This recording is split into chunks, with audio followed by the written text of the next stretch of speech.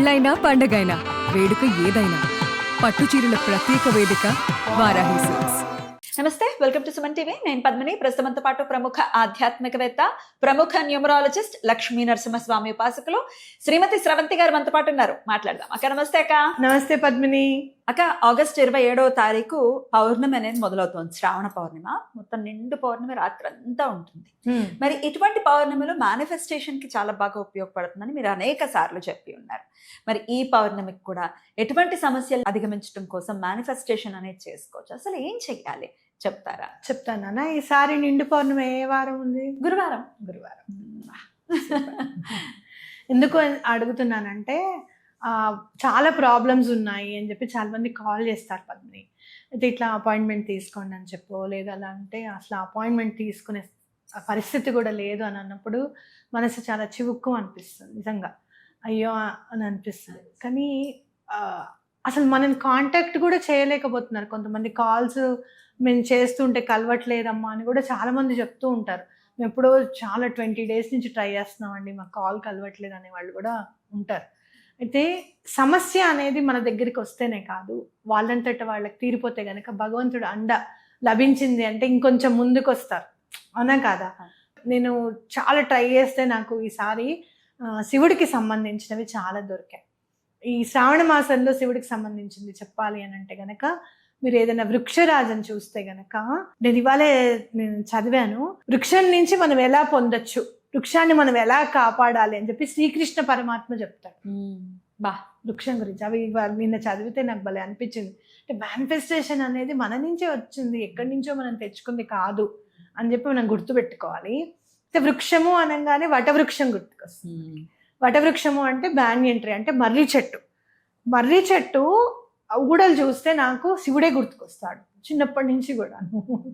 అలాగే మర్రి చెట్టు దగ్గర మీరు చూస్తే కనుక కింద ఎక్కడ వరకైతే నీడ ఉంటుందో అక్కడ వరకు ఒక్క చెట్టు కూడా మొలవదు, గడ్డి కూడా మొలవదు.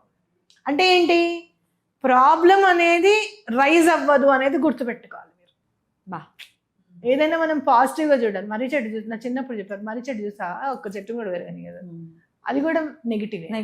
ఇక్కడ చూసావా, ఇక్కడ చూడే గడ్డి తీస్తున్నా కొద్దిగా మొలుస్తూనే ఉంటుంది, అది కూడా నెగిటివ్. అది ప్రాబ్లం. ఇంకా నువ్వు దేంతో సంతోషంగా ఉంటావురా? సాటిస్ఫాక్షన్ అనేది లేదు జనాలకి.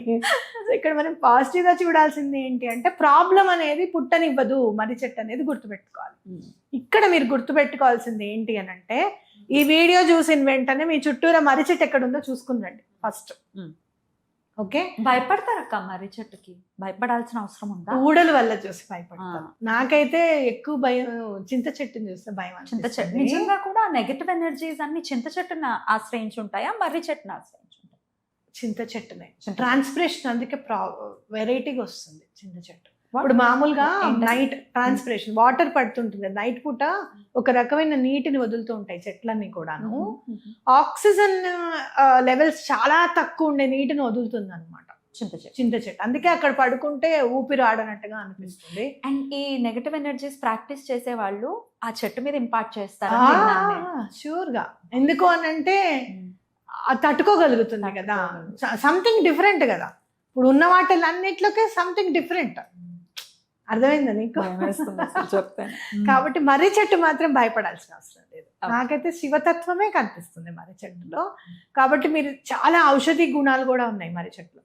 మీరు ఏం చేస్తారు అని అంటే, ఎక్కడుందో చూసుకోండి, సూర్యాస్తమయం అయిన తర్వాత వెళ్ళి ఒక ఆకు తీసుకొచ్చుకోండి అక్కడి నుంచి.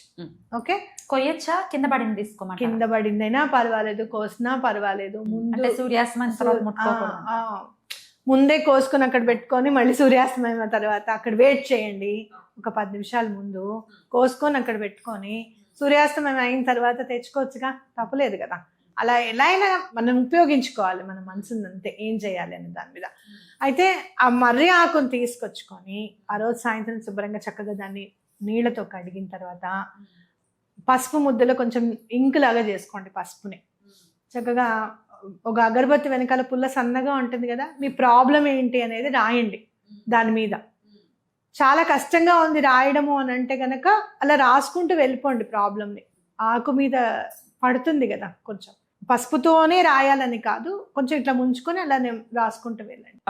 ఏ ప్రాబ్లం అయితే ఉందో రాసిన తర్వాత ఏం చేస్తారంటే ఒక దారం తీసుకొని అదే పసుపులో ముంచి ఆ దారాన్ని నెమ్మదిగా చుట్టండి, ఆకుని ఇట్లా నెమ్మదిగా చిరిగిపోకుండా కట్టండి. దాన్ని అట్టి పెట్టిన తర్వాత ధూప దీపాలు అన్నీ వేయండి, ధూపము దీపము కొంచెం పువ్వులు అన్నీ వేసి మా ఈ ప్రాబ్లం అంతా కూడా క్లియర్ చేయమ్మా అని చెప్పి దండం పెట్టుకోండి.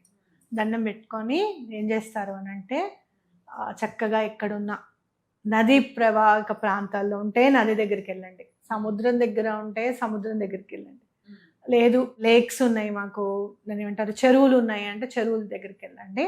ఆ ఆకుని ఆ చెరువులో విసర్జించండి, బావి అయినా పర్వాలేదు, నీటిలో విసర్జించాలి. ఏమీ లేవు, ఏం లేదు, బావి లేదు, చెరువు లేదు, కుంట లేదు, ఏమీ లేదు. మా హైదరాబాద్లో బోల్డ్ చెరువులు ఉన్నాయి, బోల్డ్ ఉన్నాయి, వెళ్ళాలంతే. వెళ్ళాలంతే. ఎక్కడ చెరువు లేని ప్రాంతం అనేది ఉండదు. ఏ ఊరైనా కూడా చెరువు అనేది ఖచ్చితంగా ఉంటుంది. ఏ ఊర్లో అయినా కూడా తటాకము అని అంటాం, కుంట అంటారు కొన్ని చోట్ల. ఎక్కడో అక్కడ ఎంతో కొంత నీరు లేనిది ఏది ఉండదు.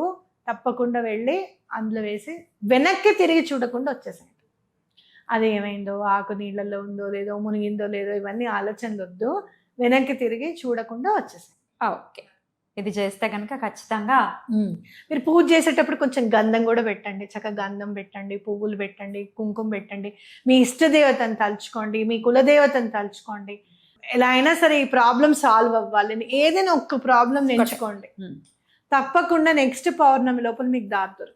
బాబా అద్భుతం. పీరియడ్స్ లో ఉన్నప్పుడు చేయొచ్చా ఇది? ఎక్కడ మనం దీపం అవి పెట్టుకుంటున్నాం, చేసుకోకూడదు. నెక్స్ట్ పౌర్ణమి నెక్స్ట్ పౌర్ణమి చేసుకోవచ్చు, తప్పలేదు. కాకపోతే ఈ పౌర్ణమికే నేను ఎందుకు చెప్పానంటే శ్రావణ మాసము, అందులో గురువారం నాడు వచ్చింది పౌర్ణిమ. చాలా ఇష్టం కదా దత్తాత్రేయ స్వామికి, ఇష్టదేవత అనేసరికి మన వీడియోస్ చూసిన వాళ్ళందరూ చాలా మంది కనెక్ట్ అయ్యారు శ్రీపాద శ్రీవల్లభులు దత్తాత్రేయుడు. ఎక్కడ నాకు చాలా నమ్మకం ఇంకా కలిగింది అంటే కాశీలో నేను వెళ్తున్నప్పుడు నన్ను ఒక ఆవిడ అప్పుడు మీరు శ్రవంతి గారు కదా అని అంటే అవునంటే, ఏమండి దత్తపాదుకులు చూసారా మీరు అని అనిపింది. లేదండి రేపు వెళ్ళాలంటే మేము చూసొచ్చామండి, మీ వల్లే మేము శ్రీపాద శ్రీవల్లభులు దండం పెట్టుకుంటున్నాం, మీ వల్లే దత్తాత్రేయుడు మా జీవితాల్లోకి వచ్చాడని చెప్పి ఎంతసేపు మాట్లాడారో ఆవిడ అనుభవాలన్నీ టకటకా చెప్పేశారనమాట. దత్తపాదుకల దగ్గరికి వెళ్ళినప్పుడు మాత్రం కాశీలో ఆ వైబ్ నేను చూసాను. ఇక్కడ ఉన్నారు దత్తాత్రేయ స్వామి, ఇక్కడ ఉన్నారు, లేకుండా ఎలా ఉంటారు. ఆ మణికర్ణిక ఘాటు అవి చూసినప్పుడు స్వామి ఇంతమంది ఇక్కడికి వచ్చి ఇట్లా చేస్తూ ఉంటే అసలు అన్ని చోట్ల ఉన్నాయన, అసలు ఈశ్వరుడి నివాసమైన స్థానంలో ఎందుకుండరు అని చెప్పి ఆ వైబ్ నాకు ఖచ్చితంగా స్వామి ఉన్నట్టు అనిపించింది అనమాట.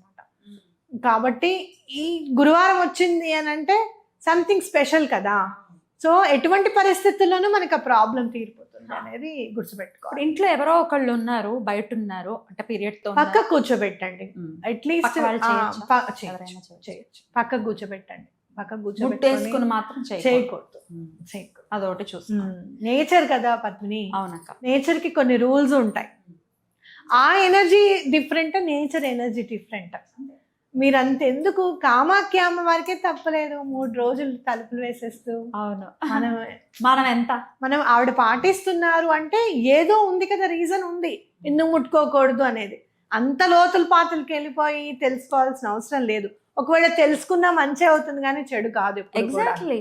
నేను ఇట్లా బయట మేము ఒక వీడియో చేసి పెట్టా, నేను ఇట్లా బయట కూర్చుంటాను కలుపుకోనంటే ఎన్ని తిట్లు తిట్టారో, దాన్ని అంటరాంతనంగా చూపిస్తున్నావా, అది ఇది అన్నింటి తిట్లే నన్ను. ఒక్క క్వశ్చన్ అడగనా నేను, వాళ్ళని అడుగుతా. గాలి ఎక్కడి నుంచి వెళ్తుంది, ఎక్కడి నుంచి వస్తుంది? అక్కడి నుంచే వస్తుంది. మరి దూరం ఉన్నప్పుడు ఎక్కడి నుంచి వెళ్తుంది? అశోచము వేరే దగ్గర నుంచి అంటే ఎనర్జీ కిందకి పాస్ అవుతుంది. ఏ గుళ్ళకి వెళ్ళినా దేవుడికి వెళ్ళినా ఎనర్జీ పైకే వస్తుంది. అందుకే నీకు గూస్ బంప్స్ వచ్చి భగవంతుడి గురించి తెలుసుకున్నప్పుడు వెన్నులో నుంచి ఇట్లా బాగుతుంది పైకి, కిందకి రాదు. అర్థమైంది నీకు?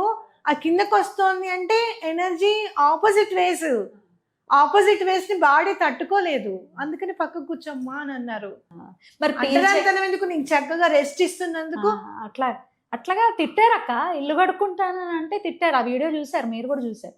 ఇల్లు కడుక్కుంటాను ప్రతి నెల. ఏమీ లేదు, మనం చేయలేని పని ఇంకొకళ్ళు చేస్తున్నారు అని అంటే కుళ్ళు. మనల్ని సమర్థించుకోవడానికి వాళ్ళు తిట్టాలి.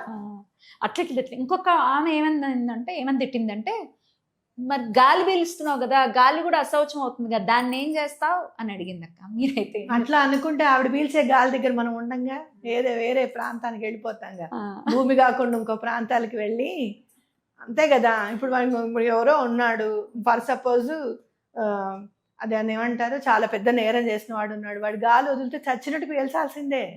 అరే నువ్వు నేరస్తుడు అని ముక్కు పోసుకుంటే చచ్చేది మనమే. అవును. గాలిని ఎలా ఏమైనా గాలిని శుభ్రపరిచేంత ఇస్తే మనం ఎందుకమ్మా ఇక్కడ ఉండడము. గాలిని శుభ్రపరిచేంత ఉంటే మనకు కూడా బాబాలానే ఇంకో గుళ్ళు కడతారు 10-15 ఏళ్ళు అయిన తర్వాత.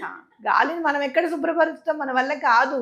మనం ఏం చేయగలుగుతామో ఈ అశౌచము అనేది, అంటే ఈ నెగటివ్ ఎనర్జీ ఏదైతే ఉంటుందో, passing down is somewhat negative energy. Uterine lining పొర ఊడిపోయి అది పడిపోతుంది. అది పడుతున్నప్పుడు మామూలుగా ఇంత పొరలేస్తేనే నీకు ఎంత మండిపోతుంటే లోపల బాడీ నీకు చెప్పదు కానీ అది ఎంత వేదన పడుతుందో.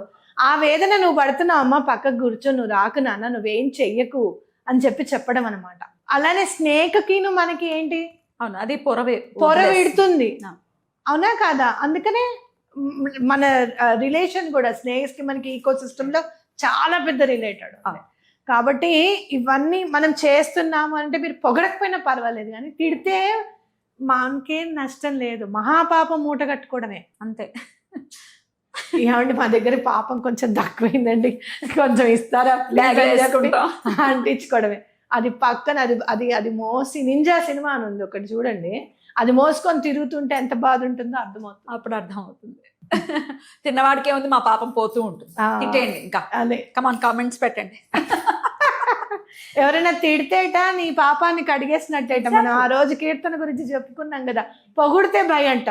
నాకు అందుకని ఎవరైనా పొగుడుతూ ఉంటే థ్యాంక్ యూ అని చెప్పి ఎక్కువగా అనిపించదు అట్లా. ఆ తర్వాత కీర్తన విన్న తర్వాత అనిపించింది, ఓహో అందుకేనైనా భగవంతుడు పొగిడితే వెంటనే అప్పటి నుంచి వెంటనే అదేంటే శ్రీ చంద్రశేఖర సరస్వతి స్వామి వారి చరణారవిందార్పణమస్తు అని రాస్తాను నేను వెంటనే, నన్ను ఎవరైనా పొగిడితే గనక. తిడితే తిట్టుకోండి, మంచిదే కదా, ఇంకా మరీ మంచిది. తిట్లారు వెల్కమ్. ఓకే రైట్ అక్క, బ్యూటిఫుల్గా ఎక్స్ప్లెయిన్ చేస్తారు. ఈ పౌర్ణమిని వినియోగించుకుని చక్కగా ఈ మేనిఫెస్టేషన్ టెక్నిక్ని చక్కగా యూటిలైజ్ చేసుకుని వాళ్ళ కష్టాల నుంచి బయటపడాలని మనస్ఫూర్తిగా కోరుకుంటూ కృతజ్ఞతలు అక్క. నమస్తే.